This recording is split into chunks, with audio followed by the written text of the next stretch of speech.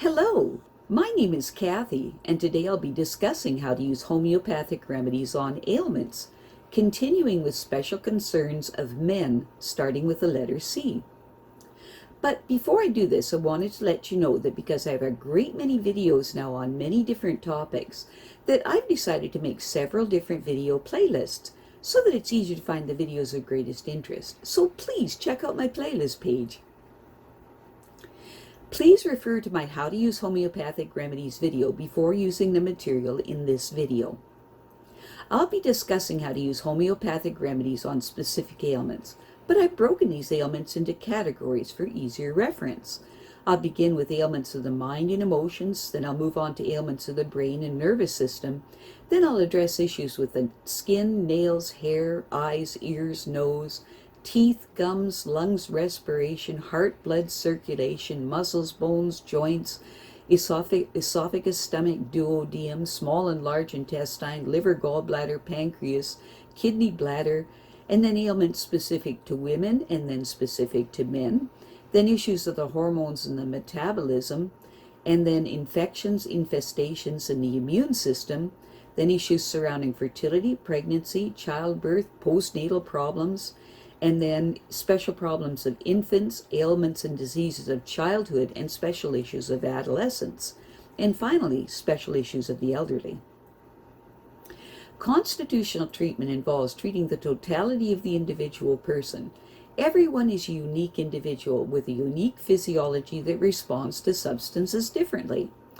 In homeopathy, it's recognized that people react strongly to certain remedies, and as a result of this, they can be loosely placed into different categories called constitutional types. Homeopaths talk of, for example, phosphoric types. These are people who react strongly to phosphorus, or arsenicum album types, those who react strongly to arsenicum album. The belief is that people of one type share similarities in terms of body shape, character, and personality, and the sorts of diseases from which they suffer. As an example, nature-mirror people tend to be pear-shaped, have a dark complexion, be fastidious and rigid in personality, and keep themselves to themselves. They also crave salt and suffer from constipation.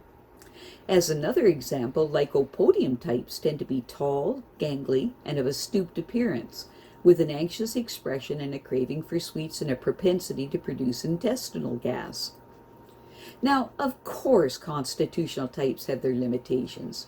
In reality, each person is an individual, and so there are as many constitutional types as there are human beings, and an account must be taken of the sum total of the person's inherent predispositions, past illnesses, diet, general reactions to the environment, intellectual and emotional features, and general attitude towards life. This is what is meant by constitutional treatment. I'll be making detailed videos of the various constitutional types after I've completed the use of homeopathic remedies on ailments. The ideas, procedures, and suggestions in this video and all my homeopathic videos are not intended as a substitute for the medical advice of a trained health professional. Consult your physician before adopting the suggestions in this video. If you're pregnant, do not attempt these techniques without the approval of your physician. So, let us continue with learning how homeopathic treatments can help with special concerns of men, starting with the letter C. This section covers those disorders that affect the male reproductive organs. Infections are the commonest kind of disorder that affects the male reproductive system, for although the male urethra is relatively long and less prone to invasion than the female, it has direct communication with the testes, epididymis, and prostate. This means that kidney, bladder, or urethral infections can spread to the organs concerned with male reproduction. The testicles manufacture sperm and also produce the male sex hormone testosterone. They lie outside the body because sperm production requires slightly cooler conditions than those that occur inside the body, and the left testicle is usually lower than the right one. Normally, both testicles descend into the scrotum, which is the pouch of skin behind the penis, shortly before birth. At puberty, they enlarge and begin to produce sperm. Each testicle consists of an almond-shaped testes, where sperm are manufactured at the rate of 10 to 30 billion a month, and a much coiled tube called the epididymis, inside which the sperm mature for about 3 weeks. In all, it takes 60 to 72 days for a sperm to develop fully. From the epididymis, sperm move into the vasa deferentia and seminal vesicles for storage. In the seminal vesicles, a sugar-rich fluid is added to provide the sperm with energy. If mature sperm are not ejaculated, they disintegrate and are reabsorbed into the body. But if ejaculation occurs, the seminal vesicles and prostate gland contract powerfully, expelling about a half a teaspoon of semen into the urethra and out of the end of the penis and into the female reproductive tract. Sperm have a maximum life of 3 days. It is not possible to urinate and ejaculate at the same time because the reflexes that cause the bladder to empty automatically shut off entry of semen into the urethra.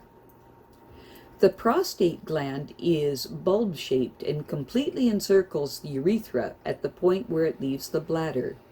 Its role is to add acids, trace elements, and enzymes to seminal fluid at the moment of ejaculation. These activate the sperm and also give semen its distinct smell.